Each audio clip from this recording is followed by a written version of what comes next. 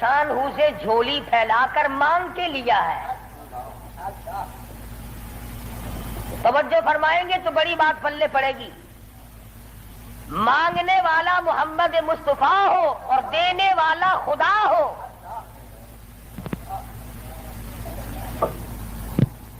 امام الانبیاء نے اپنی حیثیت کے مطابق مانگا ہوگا اور خدا نے اپنی حیثیت کے مطابق دیا ہوگا.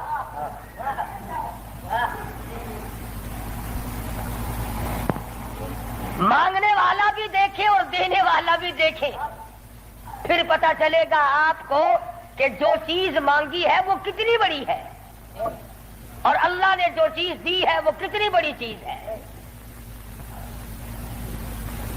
میں اور آپ کسی سے مانگیں گے 2-4 روپے, 200-400 روپے مانگیں گے, رشتہ ناتا مانگیں گے, دھن دولت مانگیں گے.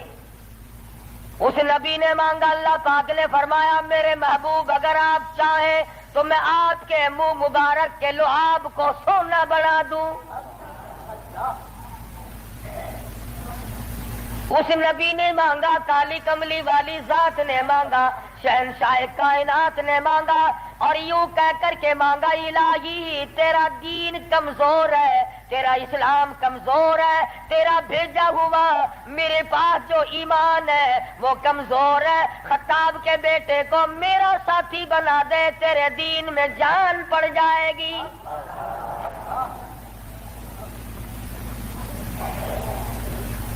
گویا فاروق اعظم اسلام کی شان و شوکت ہے, اسلام کی عظمت بن کر آئے, اسلام کی سربلندی بن کر آئے اور محبوب دو عالم صلی اللہ علیہ وسلم نے مانگا, خدا نے دیا. اس لیے علماء کرام کہتے ہیں تمام صحابہ کرام, تمام کے تمام صحابہ کرام, چاہے ابو بکر صدیق کیوں نہ ہو, عثمان ذی النورین کیوں نہ ہو, علی مرتضی رضی اللہ تعالیٰ عنہ کیوں نہ ہو, طلحہ زبیر کیوں نہ ہو, سعد ابی وقاص کیوں نہ ہو, خالد بن ولید کیوں نہ ہو, عبد الرحمن بن عوف کیوں نہ ہو, حضرت ابو عبیدہ بن جراح کیوں نہ ہو, امیر معاویہ رضی اللہ تعالیٰ عنہ اجمعین, کوئی کتنا بڑا صحابی کیوں نہ ہو, علماء کرام کہتے ہیں تمام کے تمام صحابہ حضور کے مرید ہیں, فاروق اعظم حضور کی مراد ہے.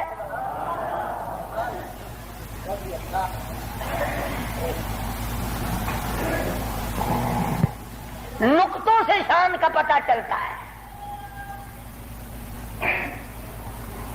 کسی نے سید عطا اللہ شاہ صاحب بخاری سبقت رحمت اللہ علیہ سے پوچھا, دھیان کرو گے کہ انشاءاللہ بات پلے پڑے گی.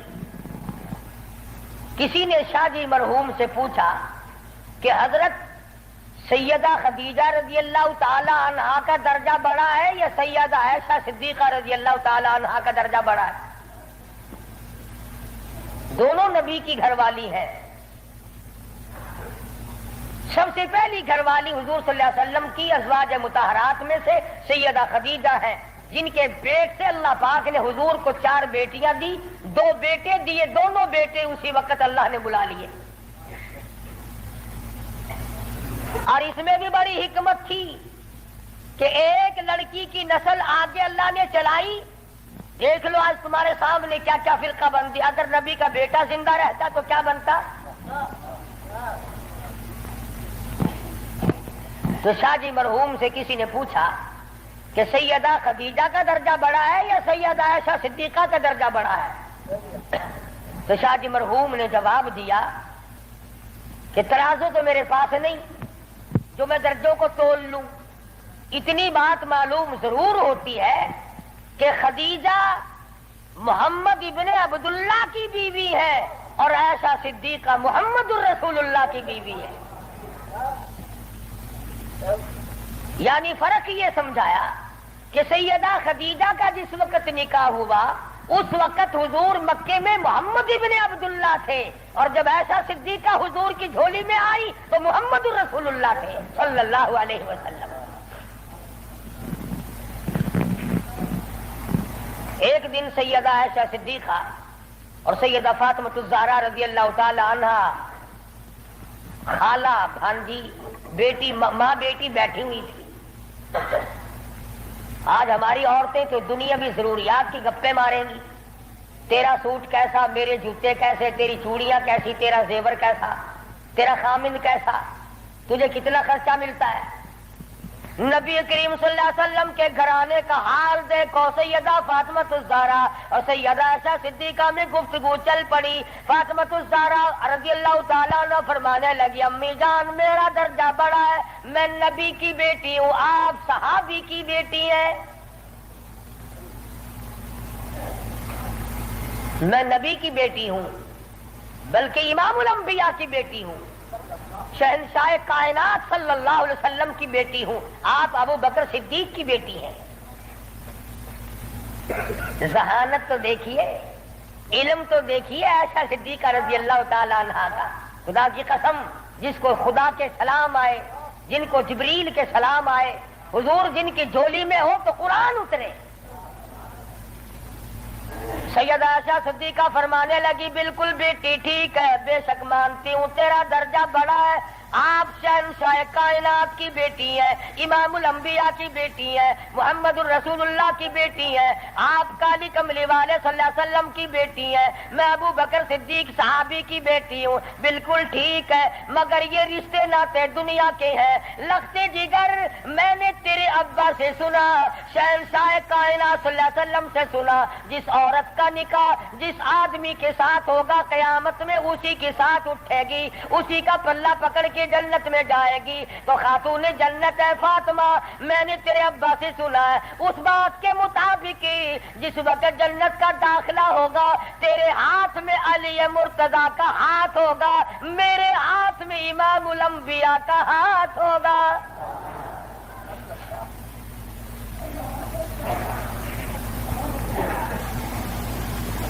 میں اپنے خامن کے ساتھ جنت میں جاؤں گی، آپ اپنے خامن کے ساتھ جنت میں جائیں گی۔ تو ان حضرات کے یہاں تو گفتگو بھی اس قسم کی تھی۔ فاروق اعظم رضی اللہ تعالی عنہ آپ صلی اللہ علیہ وسلم کی مراد مانگ کے لیا، ایسے وقت میں مانگا جب مسلمان پریشان تھے۔ مسلمانوں کو اپنا ایمان اظہار کرنے کا موقع نہیں تھا، مخفی اسلام رکھتے تھے۔ یہ اسلام کا شیر آیا، بہادر آیا تو تمام صحابہ کرام، بعض نے لکھا ہے جس دن فاروق اعظم مسلمان ہوئے اللہ کی دھرتی پہ آسمان کے نیچے کل 14 مسلمان تھے، اور ایک روایت یہ ہے کہ 39 مرد عورت پہلے تھے، 40 میں فاروق اعظم ہیں۔ پھر بھی لمبی چوڑی کوئی بات نہیں، اور ایمان لانے کا سبب بھی بڑا عجیب بنا ہے۔ کفر میں بڑے پکے تھے، پکا آدمی ہر جگہ پکا ہوتا ہے، ڈھلا آدمی ہر جگہ ڈھلا ہوتا ہے۔ ایک دن بت کی پوجا کر رہے تھے، اس بت میں سے آواز آئی، اتنا بڑا آدمی ہو کر تیری مت ماری گی، مجھ پتھر کو پوج رہا ہے، خدا کی پوجا کر۔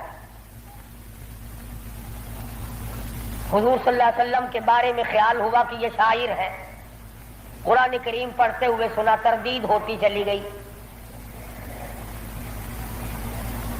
کفار مکہ اکٹھے ہوئے، کہنے لگے نبی کی تحریک کو ختم کرو، نبوت کو قتل کر دو، امام الانبیاء صلی اللہ علیہ وسلم کو قتل کر ڈالو، یہ تحریک ختم ہو جائے گی، دین ختم ہو جائے گا، اسلام ختم ہو جائے گا۔ مشورہ ہوا آپس میں بیٹھ کر اس کام کو کون کرے۔ سارے مکے والوں نے اتفاق کیا خطاب کا بیٹا کر سکتا ہے۔ پتا چلا کہ کافر بھی بڑا بہادر شمار کرتے تھے، اپنے ذمے لے لیا، تلوار لی، چل پڑے قتل کے پروگرام سے، ارادے سے۔ صحابی راستے میں ملے، انہوں نے تیور بدلے ہوئے دیکھے تو گھر کا راستہ پھیر دیا، کہا کہ تیری بہن اور بہنوئی دونوں مسلمان ہو چکے ہیں، تمہارے گھر میں دین داخل ہو چکا ہے۔ اسی وقت طبیعت میں مزید جلال آ گیا، میرے گھر میں دین آ گیا، ایمان آ گیا، اسلام آ گیا۔ دروازے پہ جا کے دستک دی، دروازہ زور سے کھٹکھٹایا، بہن سمجھ گئی میرا بھائی آ گیا جو ابھی کفر میں ڈوبا ہوا ہے۔ صحابی قرآن کریم پڑھا رہا ہے، میاں بیوی کو یاد کرا رہا ہے۔ آج میاں بیوی تو مل کر کیا قرآن یاد کریں گے، اولاد کو قرآن کریم پڑھانے کے لیے آج کا مسلمان تیار نہیں۔ صحابی کو چھپا دیا، اندر داخل ہوئے، پوچھا تم کیا کر رہے تھے، کیا پڑھ رہے تھے؟ فوراً جواب دیا اور کہہ اٹھے تجھے کیا مطلب ہے؟ پکڑا ہے بہنوئی کو، مارا مارا، مار مار کے بے ہوش بنا دیا۔ بہن اٹھی، کہنے لگی ہے عمر آج کیا اپنی بہن کو بیوہ کرنے کا ارادہ ہے؟ اجاڑنے آئے ہو، بسے ہوئے گھر کو برباد کرنے آئے ہو۔ بہنوئی کو چھوڑ دیا، بہن کو پکڑ لیا، اتنا مارا، ناک سے خون جاری، آنکھوں سے خون جاری، منہ سے خون جاری، مارا ہے اپنے دین کی وجہ سے۔ اللہ پاک نے بہن کو توفیق دی، وہ کہنے لگی ہے عمر دل سے نکال دی یہ بات کہ مار مار کے توحید کی امانت میرے سینے سے نکال دو گے، یہ تو خون کے قطرے قطرے میں بسی ہوئی ہے، رگ و ریشوں میں بس چکی ہے، تو مارتا تھک جائے گا، میں مار کھاتی نہ تھکوں گی۔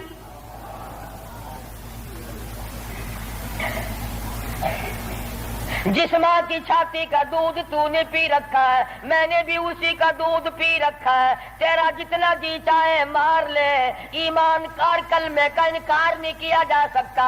اس لیے اشعار کہتا بہن بولی عمر ہم کو اگر تو مار بھی ڈالے، شکنجوں میں کسیا بوٹیاں کتوں پہ نچوا دے، جو تیرا جی چاہے کر گزر۔ میرے ایمان کی یہ کیفیت ہے، ہم اپنے دین حق سے ہرگز پھر نہیں سکتے ہیں، بلندی معرفت کی مل گئی ہے گر نہیں سکتے۔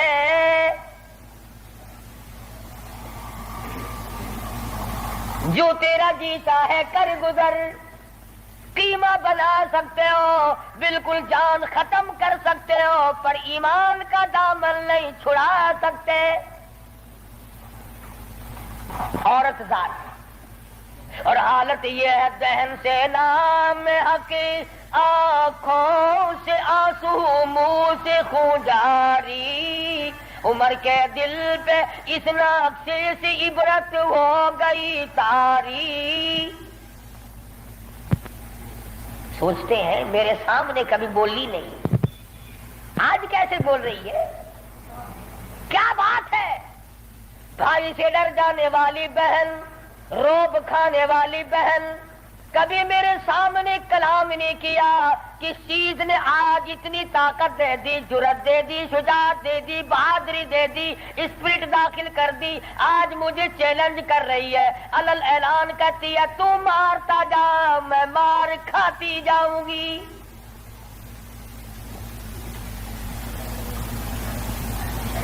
پیچھے کو ہٹ کر بیٹھ گئے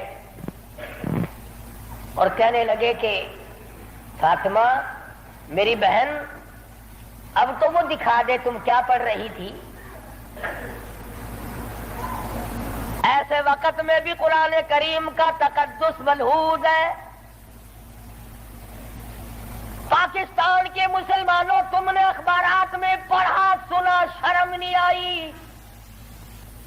15 شہروں میں قرآن کریم کی توہین کی گئی، اللہ کے قرآن پہ پخانے کیے گئے، گندگی میں پھینکا گیا، جلایا گیا۔ آج اللہ کا قرآن میرے تیرے دروازے پہ کرلاتا پھرتا ہے، روتا پھرتا ہے، اور مسلمانوں ہے کوئی میرا، او لوگوں میری توہین ہو گئی۔ اس کا وارث وارث کون بنے؟ قرآن کریم کے وارث مدینے کے قبرستان میں سو گئے۔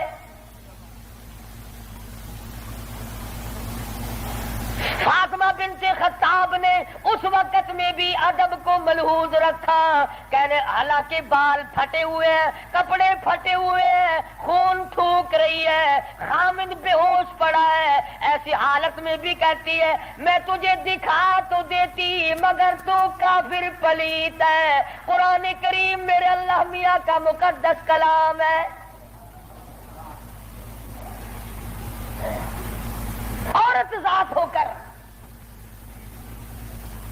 ایسے وقت میں بھی بالکل پرواہ نہ کی۔ آج ہم قرآن مجید کی جھوٹی قسمیں کھانے کے لیے تیار ہیں، اس کو تعویذ گنڈوں میں استعمال کرنے کو تیار ہے، مر جائے کوئی میت کی بغل میں رکھ کر قبر تک لے جانے کا مشغلہ بنا لیں گے۔ اور قرآن کریم کے وارث کہاں گئے؟ قرآن کریم کے مالک کہاں چلے گئے جو یوں پوچھے بے ادبی کرنے والوں تم کون ہو؟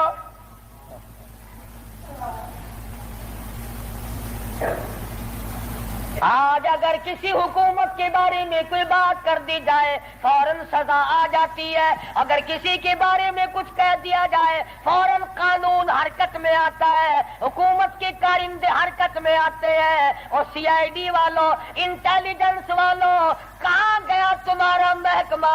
اللہ کے قرآن کی بے عزتی ہو گئی۔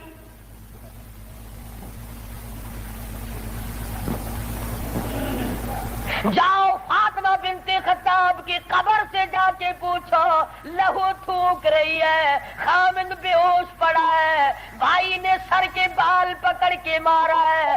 ارے کون اندازہ لگاؤ، ایک کو مارنے والا غیر ہو، رب ذوالجلال کی قسم یہ فاطمہ بنت خطاب کے جگر سے پوچھو، مارنے والا بھائی ہے، مار کھانے والی بہن ہے۔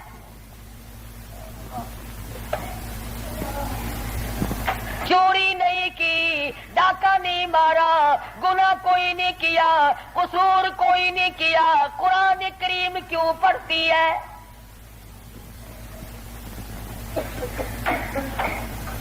کہنے لگی میں تمہیں دکھا تو دیتی مگر تو ابھی کافر پلیت ہے، وہ میرے اللہ کا کلام پاکیزہ ہے، پاک ہے، وہ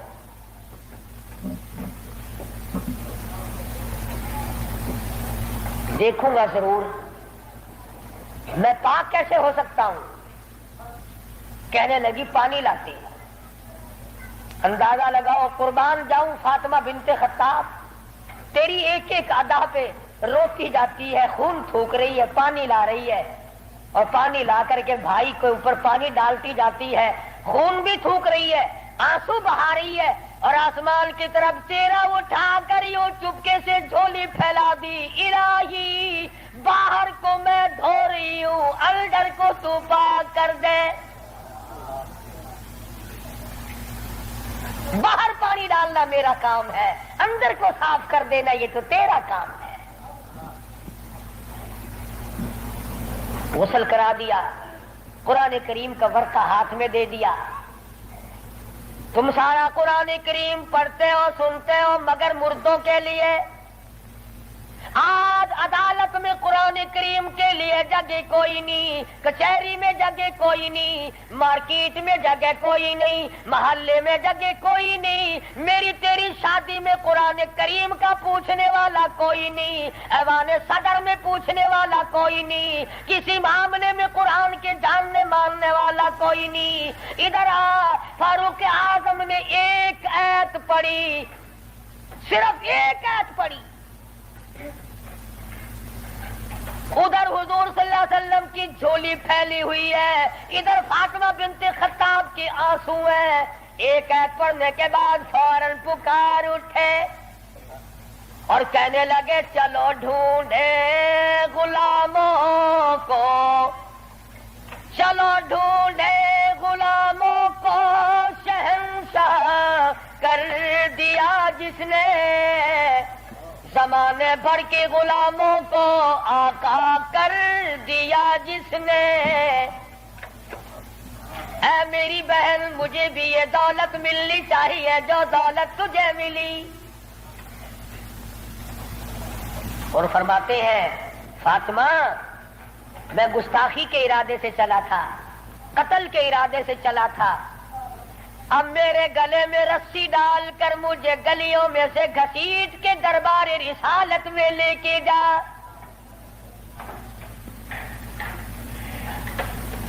سجدہ شکر کیا بہن نے، الہی تیرا شکر ہے میرے بھائی کو ہدایت ہو گئی، میں اپنی مار بھول گئی، میں اپنا دکھ بھول گئی، اپنی پریشانی بھول گئی، زخموں کو بھول گئی. اے میرے اللہ تیرا لاکھ لاکھ شکر ہے میرے بھائی کو اسلام کی دولت مل گئی.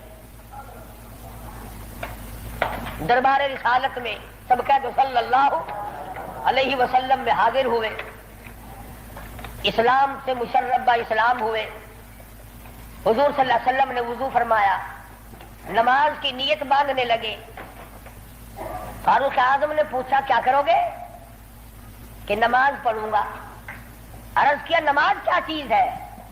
فرمایا میرے اللہ کا حکم ہے، میرے اللہ کی یاد ہے، عبادت ہے. کھاتا نا آخر فاروق ہلکی سے تو نہیں مانگی تھی کالی کملی والے نے صلی اللہ علیہ وسلم. بہادر بول اٹھا میرے آقا، وہ دن گئے جب آپ کوٹڑی میں نماز پڑھا کرتے تھے، چھپ چھپ کر نماز پڑھا کرتے تھے. یہ آج سے پہلے کی باتیں تھی. ساری دنیا حرم میں عبادت کرے، بیت اللہ میں عبادت کرے، آپ کوٹڑی میں نماز ادا کرے کیوں؟ اسی وقت چلو بیت اللہ میں نماز ہوگی.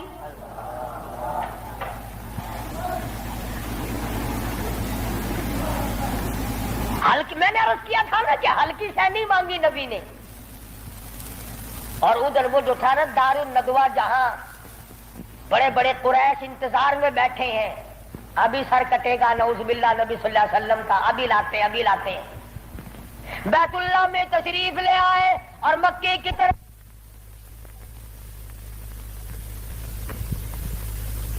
بچے دوڑے لو بھی کام بن گیا. جس کام کے لیے ہم نے بھیجا تھا وہ کام بن گیا.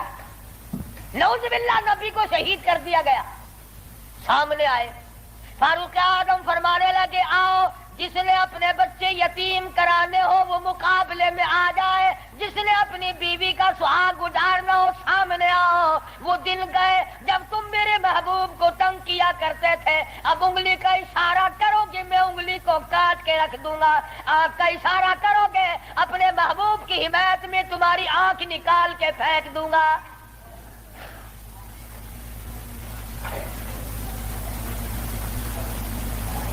خطاب کے بیٹے تجھے تو ہم نے سر لینے کے لیے بھیجا تھا.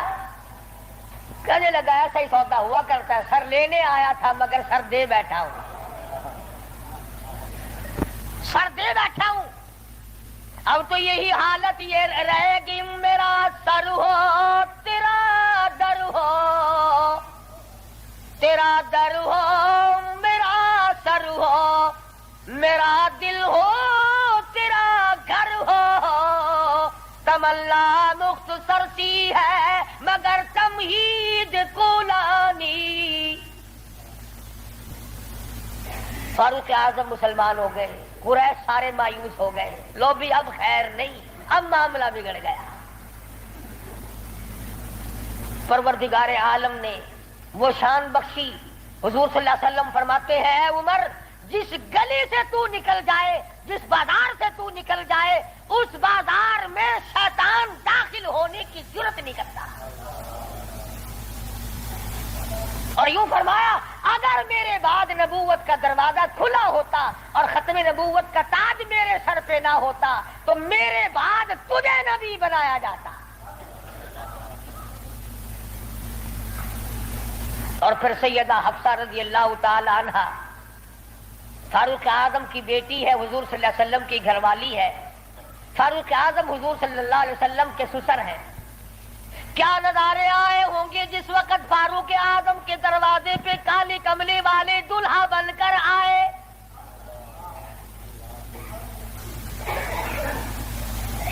جس کا داماد امام الانبیاء ہو، کیا کہنا اس کی عظمتوں کا.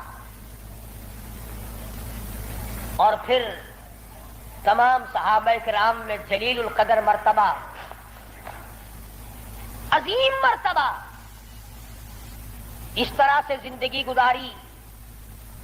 ایک یہودی اور ایک منافق مسلمان کے درمیان جھگڑا ہوا تلوار پہ. وہ کہتا تھا میری ہے، مسلمان تو نہیں تھا، منافق تھا، وہ کہتا تھا میری ہے. جناب رسول کریم صلی اللہ علیہ وسلم نے فیصلہ فرمایا کہ یہودی کی تلوار ہے، تیرے پاس شاہد نہیں، گواہ نہیں. منافق جانتا تھا کہ فاروق اعظم تیز مزاج آدمی ہے. فاروق اعظم کے پاس آیا اور کہنے لگا کہ میرا اور اس یہودی کا جھگڑا ہے، فیصلہ کریں آپ. تلوار پہ جھگڑا ہے ہمارا، یہ کہتا میری ہے اور میں کہتا ہوں میری ہے. یہودی نے چپکے سے کہا کہ جی ہاں آپ فیصلہ کر دیں. پہلے محمد عربی صلی اللہ علیہ وسلم نے بھی فیصلہ فرمایا. حضرت عمر نے پوچھا حضور نے فیصلہ کر دیا؟ کہ جی ہاں حضور نے میرے حق میں فیصلہ کیا. یہودی کہنے لگا. اور فاروق اعظم نے اس منافق سے پوچھا کیوں بھائی تو کیوں آیا یہاں؟ کہنے لگا جی میں تو آپ سے فیصلہ کراؤں گا. انہوں نے تو اپنے آدمی کی بھی پاسداری نہیں کی. دیکھو نا یہ تو یہودی ہے، کافر ہے، اس کو تلوار دے دی. کہ اچھا تو حضور کے بعد مجھ سے فیصلہ کرانے آیا ہے؟ کہ جی ہاں میں تو آپ سے کراؤں گا. دیکھو نا آپ اتنے غیرت والے آدمی ہیں. کہ اچھا اچھا ماشاءاللہ تشریف رکھو ابھی فیصلہ کر دیتا ہوں. منافق نے سمجھا کوئی رجسٹر اٹھانے گئے ہیں. فاروق اعظم اندر سے تلوار لے آئے اور تلوار لاتے ہی منافق کی گردن پہ ماری، اڑا کے رکھ دی. فرمایا جو میرے آقا کا فیصلہ نہیں مانتا میرے پاس دوبارہ فیصلہ کرانے آئے گا، اس کے لیے میرے پاس یہ فیصلہ ہے. اڑا دی. میرے تیرے ورگا ہوندا نا اوشی جیڑا کچھ آدھا اپنی زبان گندی کریں گا پہ تو کو کیا. صحابہ رسول کو تبرہ کرے، اپنی زبان گندا کردہ کھڑا، اپنی زبان بکدا پیا، تیرا کیا بگڑتا ہے؟ اور میں آدھا تیری دھی کو مندہ کڈھے وال اپنی زبان گندی کردا ہے، تینوں غیرت دا جوش کیوں آندا ہے؟ تجھے بہن کی گالی دے پھر بھی تو زبان گندی ہے، تجھے بیٹی کی گالی دے دے پھر بھی تو زبان گندی ہے، تجھے ماں کی گالی نکال دے پھر بھی زبان گندی ہے. تو قتل کر دیتا ہے، قتل ہو جاتا ہے، ہوش کھو بیٹھتا ہے غیرت کا مارا. اور رب ذوالجلال کی قسم میری تمہاری کروڑوں بیٹیوں کی آبرو قربان کر دو سیدہ عائشہ صدیقہ کے جوتے مبارک پہ.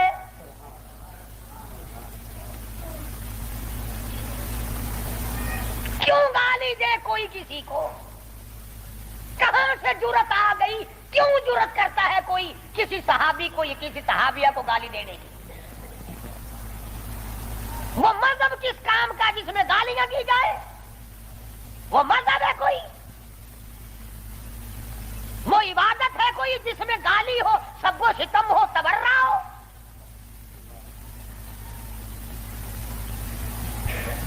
آج اگر کسی مغلیہ خاندان کے فرزند کی حکومت ہوتی ہم پھر دیکھتے کہ کون ہے امیر معاویہ کو سب و ستم کرنے والا اور کون ہے اما عائشہ کو بھونکنے والا.